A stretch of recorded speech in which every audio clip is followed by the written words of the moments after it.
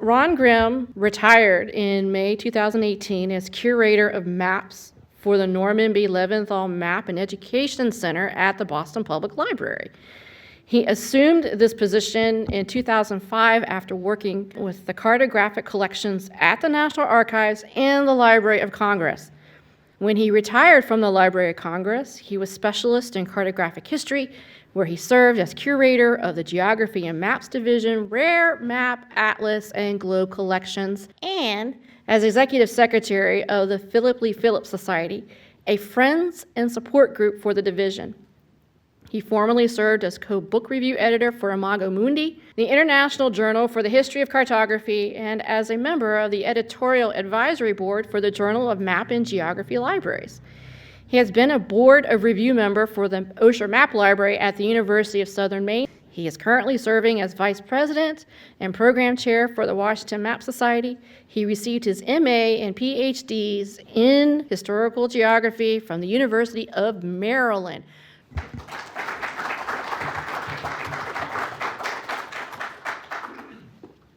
Thanks, Sandy, and thanks for your hard work in compiling this exhibit and all the programming that goes with it, because it's a very excellent exhibit. And what I would say with that thinking back about the time when I did my graduate work at the University of Maryland, I actually focused on Virginia in my historical research. And one of the first places that I did research was the old Library of Virginia building across the street. So it's been quite a while, and it's good to see these changes that have come to the Library of Virginia. Okay, by now in today's program, you've had a chance to view the library's current exhibit, Mapping the Commonwealth, 1816 to 1826, featuring Virginia's first official state map, the 1826 map by John Wood and Herman Boyer. And if you've taken Sandy's tour, and I assume most of you have, you now realize it was a 10-year process.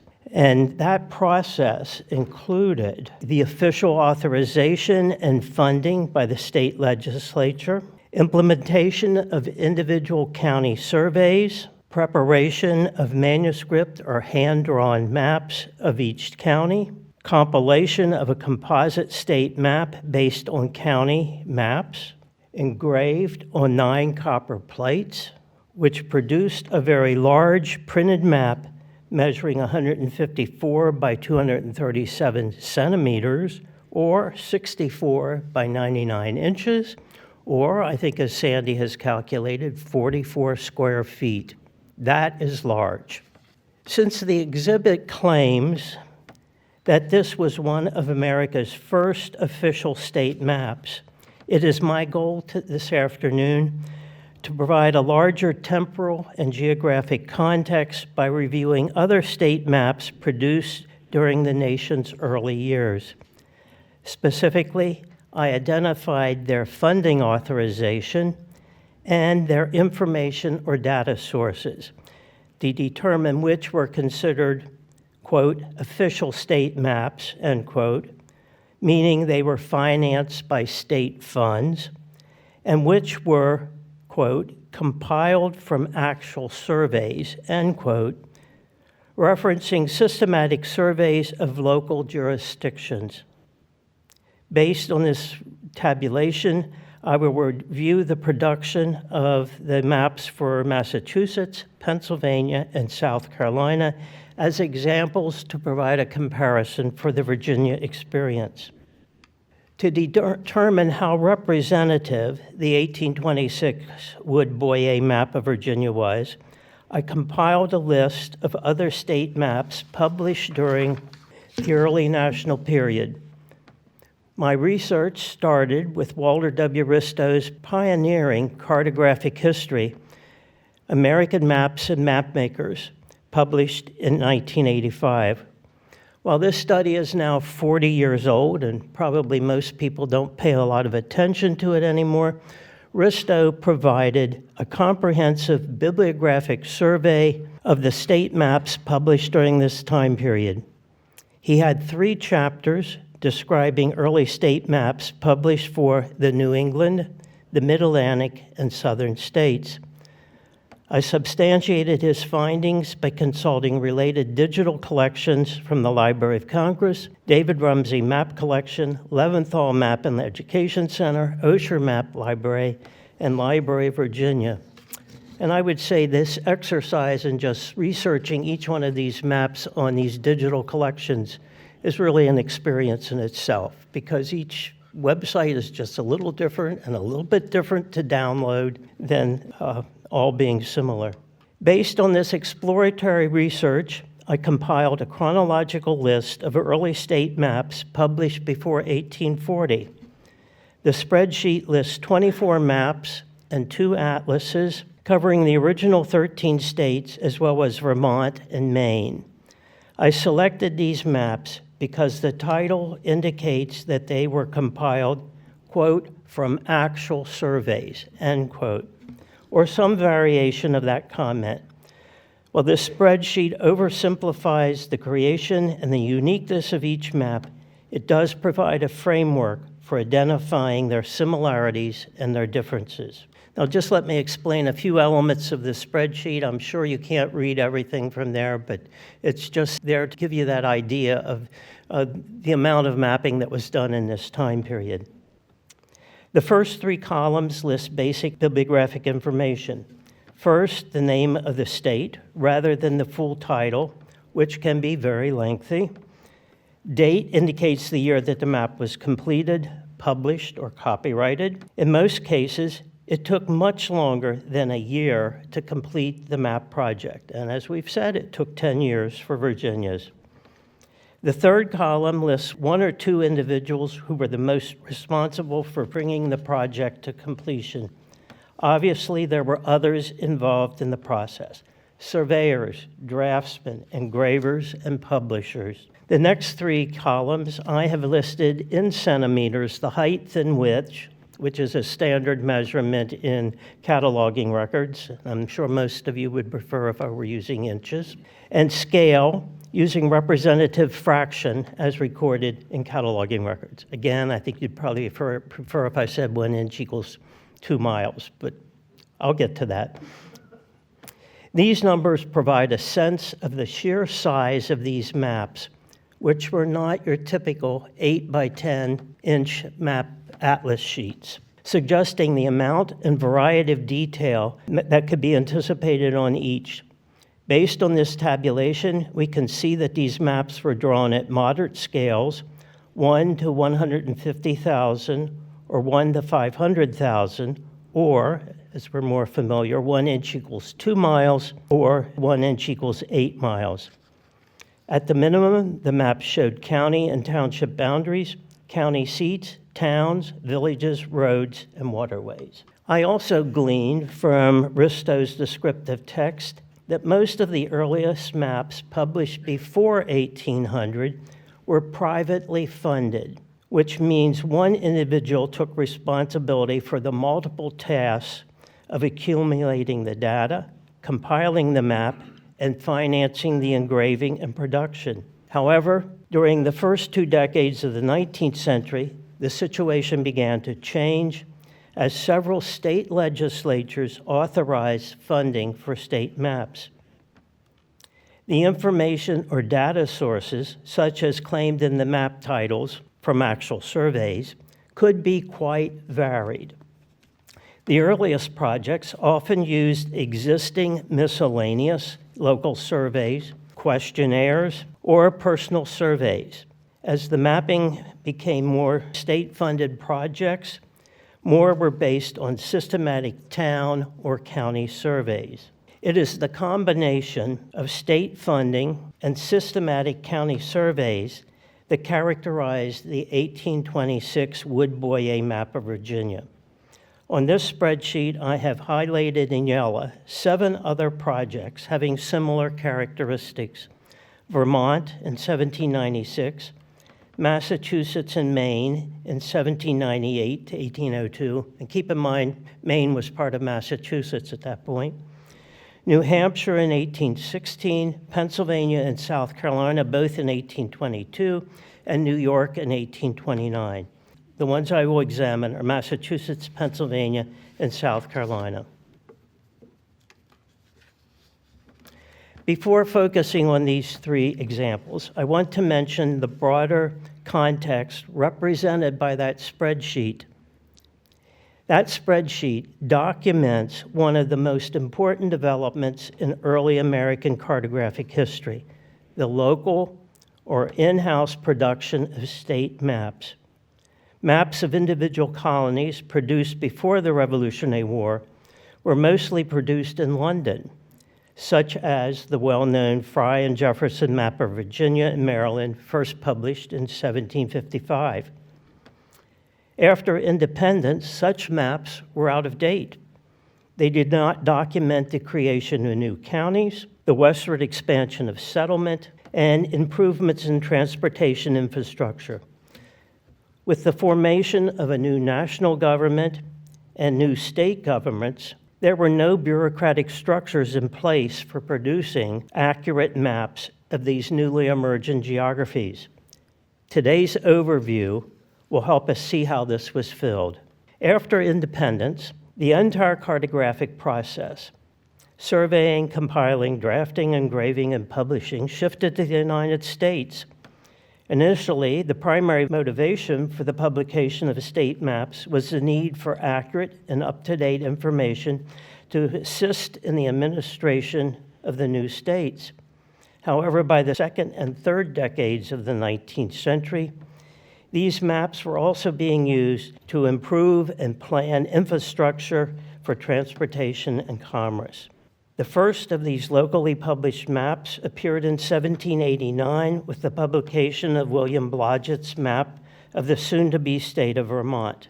Before the end of the 18th century, local publishers issued state maps of Connecticut, 1791, Pennsylvania, 1792, and Rhode Island and Maryland, 1795. Each of these was wholly or partially compiled and published as a private endeavor. The next state map to be published was James Whitlaw's 1796 map of Vermont, which initiated a new process for the creation of state maps. First, state funding, and second, compilation based on systematic or local surveys, either at the town or the county level. As I indicated on the spreadsheet, 8 mapping projects shared these characteristics.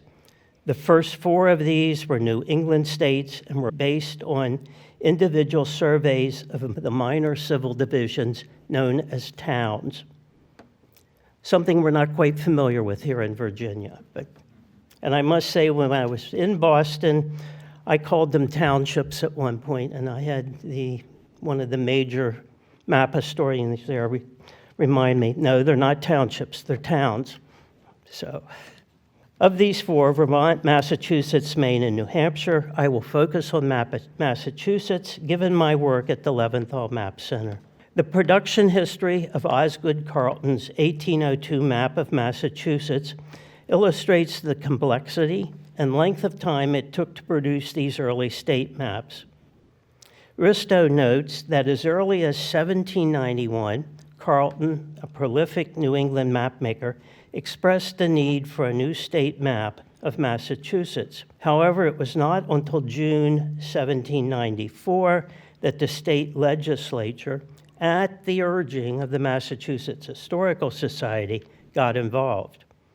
The state legislature passed an act requiring town officials to provide a recent map of their jurisdiction within 1 year, and this was successfully completed. However, the legislature did not specify how the state map should be compiled. Consequently, the Massachusetts Historical Society intervened and commissioned Osgood Carleton to prepare the map. When the initial draft was published, Carleton worked with John Norman, a Boston craftsman who had moved from Philadelphia, to prepare the engraving. Unfortunately, the state legislature did not approve the quality of the engraving for the initial effort or for a second revision. As a result, Carleton and Norman privately published a map, which is usually dated 1798. In a third attempt, the state engaged another Boston firm, B&J Loring, who produced a state-sponsored map of Massachusetts in 1802. It was entitled Map of Massachusetts Proper and subtitled Compiled from Actual Surveys Made by Order of the General Court. Thus, from the time Carleton expressed a need for a state map until the state-authorized version was completed and accepted was an 11-year process. Fortunately, the 265 original manuscript surveys that were prepared in 1794-95 have survived and have been maintained by the Massachusetts State's Archives and have been digitized. I was interested in researching how much and what type of detail was recorded on the manuscript maps and how much was selected for display on the printed state map. So I chose the town of Dudley, located on the Connecticut boundary south of Worcester, to make such a comparison. The manuscript survey, which appears on the left, prepared at a scale of 1 inch equals 200 poles, 3,300 feet. Glancing at it, we notice it shows town boundary lines, rivers and ponds, roads, and one settlement feature, a meeting house. All these elements appear on the published map, although printed at a much smaller scale of 1 inch equals 4 miles. However, closer examination of the manuscript map reveals several grist and sawmills, bridges, names of roads, and names of water features. Except for the names of 2 rivers and 1 large pond, none of these lesser details were included on the printed map. Of special interest to me was the depiction of that large pond, which today has the distinction of having the longest geographic place name in the United States, Lake Chargagagog, Manchagagadamog, Chumbunamunagog. I messed that up. According to the modern day sign, the place name has 45 letters. On the manuscript map, the place name has 26 letters, and the state map faithfully reproduced it with 26 letters. This Native American name, a Nipmuc name, is often translated as, you fish on your side of the lake, I fish on my side of the lake, and nobody fishes in the middle. Okay, now changing geographic location. The first official state maps that were compiled from county surveys were published in 1822, Pennsylvania and South Carolina.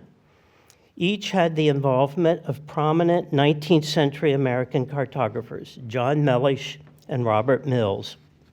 The Pennsylvania state map, compiled by John Mellish, was entitled Map of Pennsylvania and subtitled, this is what I emphasize, constructed from the county surveys authorized by the state and other original documents, emphasizing the process by which the map was created. The publication date, 1822, conceals the fact that it took 8 years to complete this project. Starting in 1814, the Pennsylvania State Legislature, inspired by Mellish's earlier writings, recognized a need for an accurate state map based on county surveys. By 1816, Mellish began the actual implementation of this well-planned project. Yet it took another 6 years for county surveyors to complete the individual maps, for Mellish to compile the composite map with legislature's approval, and for the engraver, Benjamin Tanner, to complete the copper plates for printing. The final map was printed on 6 sheets. It measured approximately 50 by 75 inches with a scale of 1 inch equals 5 miles.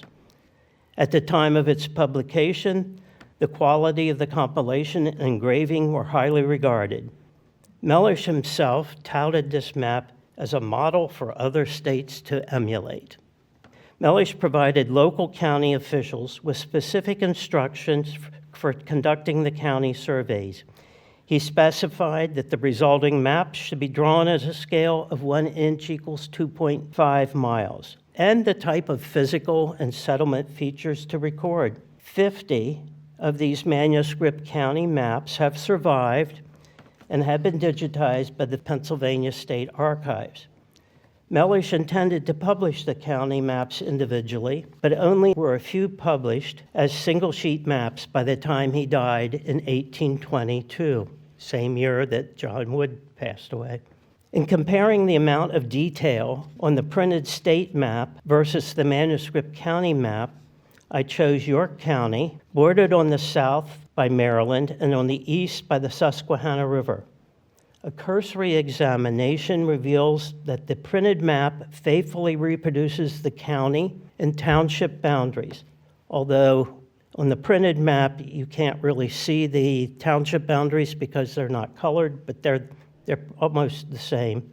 Roads, rivers, streams, and major towns and villages. A closer comparison of the two versions of the rural southeastern portion of York County provides a better sense of the detail selected for display on the printed map. Both include the names of two villages, Strasburg and Mechanicsburg, which today are Shrewsbury and Stewartstown, for those of us from York County, as well as the location of streams, roads, mills, and meeting houses. While the printed map includes the names of some streams, it does not name roads, mills, or meeting houses, as does the more detailed manuscript map. The manuscript map also includes several taverns, none of which appear on the printed map. An even closer examination of the manuscript map provides a better focus on the features that are located and named. Evident on this detail are the names of numerous mills, several taverns, and two meeting houses, Chanceford and Gwinston, both founded in the 1750s. I was surprised by the spelling of the latter. On the manuscript map, it is Gwyntomh, as opposed to Gwinston, Guinston, as I've known it all my life. And having grown up in this area, I was disappointed that my nearby home church, which was founded in 1800 and could have theoretically been included on the map, was not located at all. So maps are selective. Although Risto suggests that Mellish's Pennsylvania map served as a model for other states, South Carolina was already in process. South Carolina's comparable project was also coming to completion in 1822. What makes this project especially noteworthy is the same county surveys that were used to prepare the state map were also used to create an atlas, making it the first state atlas published in the United States. And Risto does devote a whole chapter to that. Production of the South Carolina state map was a 7-year process, beginning in 1815, when the state legislature approved a proposal drafted by George Blackburn, a mathematics professor at South Carolina College, now the University of South Carolina. He subsequently performed astronomical and geodetic surveys to determine latitude and longitude measurements, which provided the framework for the forthcoming map. During the next few years, the state contracted with 19 local surveyors to prepare maps of the 28 districts, which we now know as counties. Drafting of the composite map, based on these individual county maps, was assigned to Scotsman John Wilson, the state's civil and military engineer. The map, which was engraved by Henry Tanner of Philadelphia, was finally published in 1822. The title of the map, acknowledging this lengthy process, was Map of South Carolina, subtitled, Constructed and Drawn from the District Surveys Ordered by the Legislature. Following the completion of its official state map, South Carolina State Legislature contracted with Robert Mills, the noted architect and engineer, and just in case you don't know all about Robert Mills, he was the designer of the Washington Monument, and quite prominent as an early architect. But they contracted with Robert Mills to convert the county maps into an atlas. After receiving copies of the separate district maps prepared by 19 different surveyors, he redrew the maps at a uniform scale of 1 inch equals 2 miles, providing consistent detail and style. The county maps were engraved by Henry Tanner, as was the predecessor state map.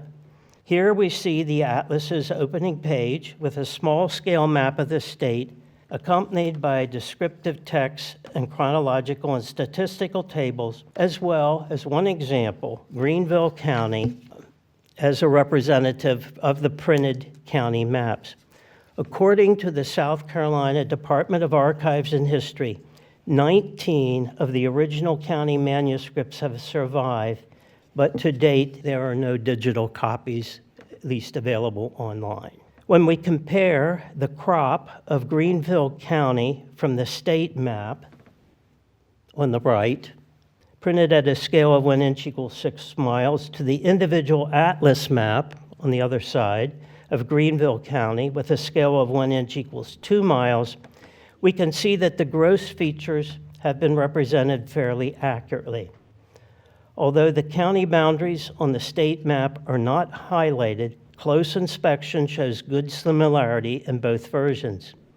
Note that the Reedy River, going through the center of the county, and its numerous tributaries, the mountainous topography depicted by hachures along the northern boundary, major roads and towns are similarly represented on both. However, the individual county map in the atlas locates other cultural or man-made features, such as mills and meeting houses, some of which are named, but not all. Unfortunately, the manuscript map for Greenville District or County has not survived, so I couldn't make that comparison. If we zero in on the town of Greenville, we can see more detail as represented on the individual county map in the atlas. It shows named roads as well as numerous cultural features, including mills, taverns, meeting houses, academies, a post office, and a few private residences. For example, the state map shows 2 mills, only one of them is named, in the vicinity of Greenville.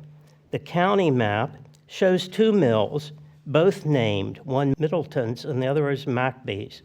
Another feature of historical interest is Paris Mountain, circled in red, named for Edward Paris, P-E-A-R-I-S, a Scotch-Irish settler who came from Virginia in 1765, becoming the first white settler in these Cherokee hunting grounds. But note that the orientation of Paris Mountain on these 2 versions differs. One is north-south, the other is east-west. So there was not exact duplication. Now, to get back to Virginia, the planning of Virginia's official state map, which is the focus of today's program, started shortly after Pennsylvania and South Carolina's projects began in 1814 and 1815, respectively. The next year, 1816, the Virginia legislature passed an act directing each county to contract a qualified person to prepare a map of the county, delineating the county boundaries at a scale of 1 inch equals 200 poles or 3,300 feet. That seemed to be a consistent specification in many of these projects. But a year later, in 1817, the legislature revised the act, transferring the authority to contract county surveys from the county courts to the governor. The governor then engaged several individuals to determine necessary latitude and longitude points and survey the major rivers. Among the surveyors, as Sandy pointed out this morning, was John Wood, a Scotsman who received the appointment to chart the eastern rivers while others surveyed the western rivers. In 1819, John Wood was appointed the chief surveyor for the entire project. with responsibility for surveying and mapping each county. He was diligent in his assignment.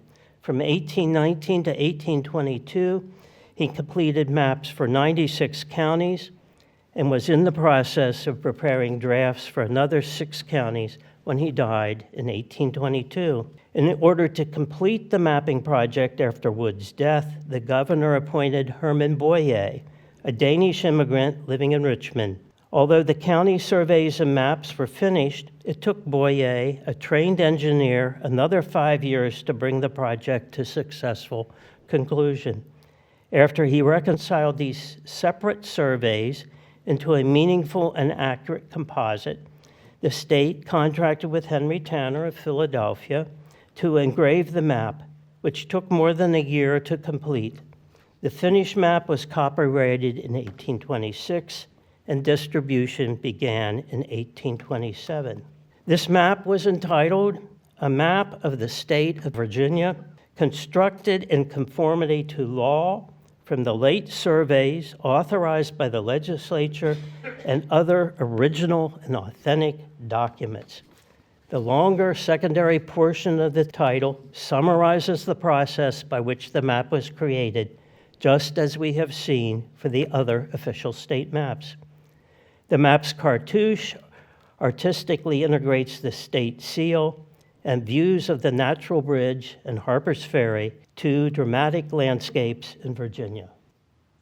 Engravings of the University of Virginia and the city of Richmond dominate the upper left and right-hand sheets, respectively.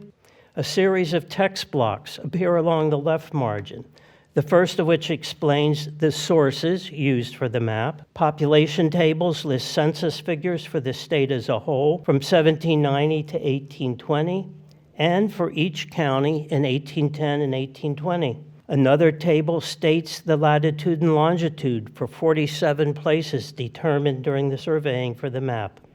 The descriptive text entitled Geologic Remarks apparently substitutes for a geological survey, which was originally specified in the initial act.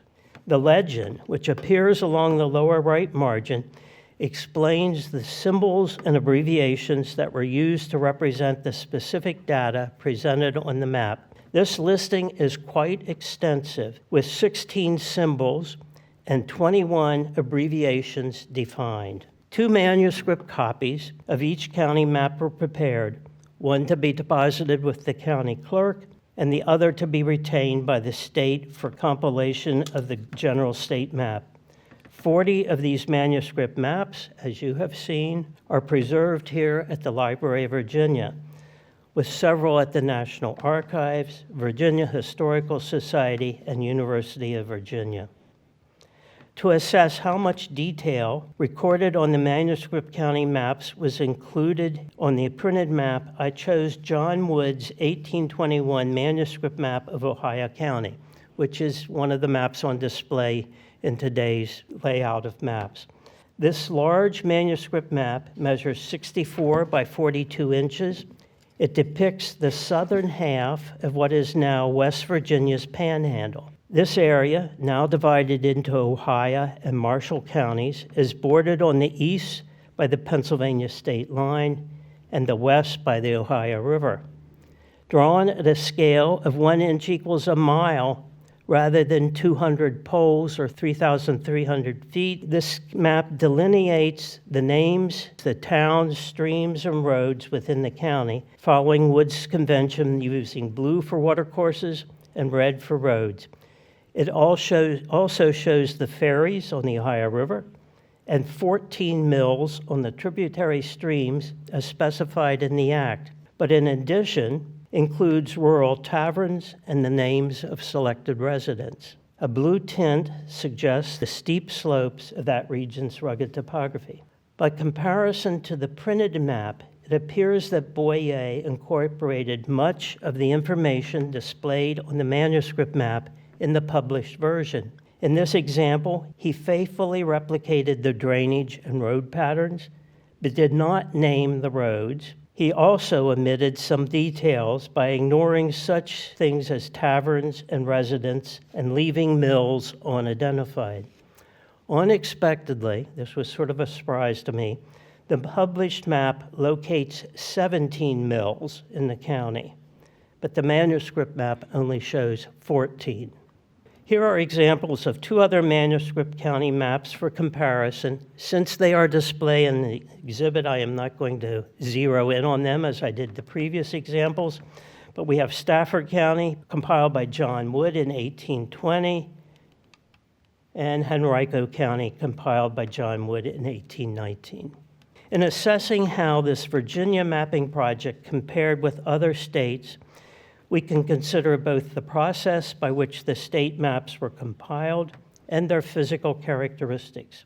Of the 24 state maps published before 1840, I have determined that 8 were projects authorized and financed by state legislatures, 4 were based on original town surveys, and 4 were based on original county surveys. Although Virginia's map was not the first in the latter group to be completed, it was being conceived and executed about the same time as Pennsylvania and South Carolina. In no case were any of these a simple 1 or 2 year project. Each state project examined took from 7 to 11 years to complete. From the time the idea was conceived, legislation with specifications was passed. Each town or county surveyed the respective jurisdiction. A composite map was compiled and approved by the legislature, and the final map was engraved and printed. For Virginia, a 10-year process. In terms of physical characteristics, this table compares the size and scale of these 8 similar projects. The Wood-Boyer map was engraved on 9 plates. It measured 154 by 237 centimeters, or 62 by 91 inches, or 44 square feet. Okay, making it the largest map in this group. And maybe that wasn't unusual because by 1820, Virginia, which then included West Virginia, was the largest state in geographic area. And in terms of population, in 1820, it was the second largest. These maps were published at scales ranging from 1 inch equals 3 miles for the 1816 map of New Hampshire to 1 inch equals 8 miles for the 1829 map of New York. Virginia's scale was in the middle of this range, with a representative fraction of 1 to 300,000, or 1 inch equals 5 miles, which was the same for South Carolina. And thanks to my friends Andy Reynolds and Basil Furr for giving us an idea of actually how big that map is. Now, while the size and scale might suggest the amount of detail shown on the map, an examination of the number of items identified in the map legends appears to be a better measure. After reviewing the various legends, I identified 15 categories for comparison, ranging from general features such as water bodies, rivers, streams, lakes, ponds, marshes, political boundaries, counties, townships, towns, and roads, to more individualized settlement features such as courthouses and villages, post offices and taverns, mills, ironworks, minerals, houses of worship, academies and colleges, bridges and ferries, and even selected private residents. None of the maps that I examined displayed all these features, but the two with the greatest variety were Virginia and New Hampshire. So what observations can I make about the Wood-Boyer 1826 map of Virginia based on my comparison with other early state maps? First, it was the largest of the state maps published before 1840, emphasizing the enormity and the importance of this project. Second, it was likely the most detailed, with the greatest variety of data categories. Third, the manuscript town and county survey maps, which show the greatest detail, are critical in appreciating the concept of selectivity in the creation of these state maps. As historical researchers, we can be grateful to the respective archival repositories for the preservation and digitization of these original surveys. Fourth, it was not the first to be published, but it was solidly among the first group of maps authorized and funded by state legislatures that were based on a systematic program of individual county surveys. Hopefully, this review of state maps published during the early national period will help us appreciate the secondary part of the Wood-Boyer 1860 to 1826 map title, constructed in conformity to law from the late surveys authorized by the legislature and other county and authentic documents, and will justify the exhibit's claim that it was one of the nation's first official state maps, quote, as compiled from actual surveys, end quote. I just want to comment. That's an amazing amount of work you have done. I am amazed. Okay. And I thank you. Well, let's say it's based on Walter Ristow's research in 1980, but I am grateful to him for the kind of work he did, and it made it a lot easier. Ron, Andy Reynolds here. I can't help but notice, and I know you had done some work originally on the maps out in the Midwest, Oklahoma and all that, which I would think would be very different than studying the maps on the East Coast and the difference in the meets and bounds and all that. Could you just say something about that? Certainly. I really sort of got started in this train of research a number of years ago when I did research on some maps of Kansas. And those in the Midwest, many of the state maps that are published in the middle of the 19th century are called state, sectional, or township maps. And they also were based on what we would call local surveys. But those local surveys were done by the U.S. General Land Office, and it was the rectangular survey system that is predominant throughout the Midwest. And those were commercially published maps. So for me, looking at how these maps were compiled in the original 13 colonies was a real contrast, because the original 13 colonies, everything east of the Appalachian Mountains, is not a nice systematic survey system. It's what we call the meets and bounds. In other words, you start at the tree by a riverbank and you go so many poles or rods to a big rock, and you get these irregular surveys. So in many ways, let's say the original 13 states, getting to the point where they could produce state maps, took a lot more effort than it did for many of the Midwestern states. Yes? I have two questions relating to the existence of the original county maps in Virginia. One, do original maps still exist today for every county? And you said they was scattered between at least 4 different institutions. Obviously, the surveyors, Wood and Boyer, had to have all the maps together to draw it. How did they get scattered? Okay, this is probably an interesting question from an archival standpoint. As we understand, there were 2 copies made for each Virginia county. One went to the county clerk. The other one came to the state, and those were used by Boyer to create the composite map. And I think, as Sandy explained, they would have been here at the State House and eventually came to be part of the collections at the Library of Virginia. But remember, we had something called the Civil War. The few county maps that are at the National Archives are part of the engineer files, and they are in a category, it's Z, which says captured records. So I think maybe those 4 that are at the National Archives were maybe captured by looted by the Union troops and eventually became part of the Corps of Engineer records. So I have a feeling, okay, they were looted probably at the county courthouses. And I assume most of the other state, the ones that were the state copy, probably just didn't survive the Civil War. Sandy, do you want to add anything to that? Yeah, thank you for your question.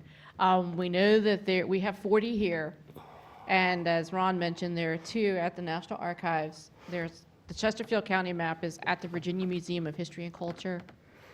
UVA has the Frederick County map, and you have some. Madison County retains their copy. It's at the Madison Museum. Fluvanna County still has their copy at the Circuit Courthouse, Circuit Courthouse, Office of the Clerk. And then so does Botetourt. So it's a good question. We think through the ravages of time, some of them have just disappeared. You also have to wonder, for those that were at the county level, did any surveyors take them home and they're in a surveyor's attic? Or were they trashed and no one realized what they were throwing away? And I think of Northampton County as an example. The Badger family in Accomack and Northampton County have been working as surveyors on the Eastern Shore for over 100 years. And Hank Badger, who donated the Northampton County map to us in the 1990s, that map was in his family's attic. His grandfather had taken the map from the county courthouse and had kept it there in the attic for many, many years. And Hank gratefully returned it to us. And Mary Ann did a survey in the 1990s to see which courthouses had copies of the wood maps in their collection. So you did an extensive survey at that time to try to figure out where the originals were. So I think Ron's answer is is the best answer. How about the first question, my first question? How many exist today? I mean, each county? Of each county? Well, we have 40 here. And then you have Frederick County, which is at UVA, Culpeper and Sussex. There are 3 or 4 at the National Archives. There are 2, yeah, those 2 I know are there. Mm-hmm. And then you consider Chesterfield County, which is at the Virginia Museum of History and Culture. Fluvanna is still at the courthouse, the Fluvanna County Courthouse, and I believe the Botetourt County map is still at the Botetourt County Courthouse too. So But they're not original maps existing of all the counties. that's right. No, That's correct. no, unfortunately, no. We're hoping someone will realize that there's a copy in their attic. How can we find out which counties have maps? The ones you have are online. They are They online. are on the Library of Virginia's website. If you want to send me an email, I can provide you with the list where the others are located, but it's not on our website, no. Ron, somebody always has to be first. How come Vermont was first? Were they so organized up there? Did they have so much done already in advance? They're on the first line of your list. I don't know the answer for that, except I would say it was a relatively small state, but I think very early on they did surveys. If you look at the earliest maps of Vermont, it will show the layout of almost all the towns. And the towns at that point were getting to be a little bit more geometric than the ones you find in Massachusetts or Connecticut or Rhode Island.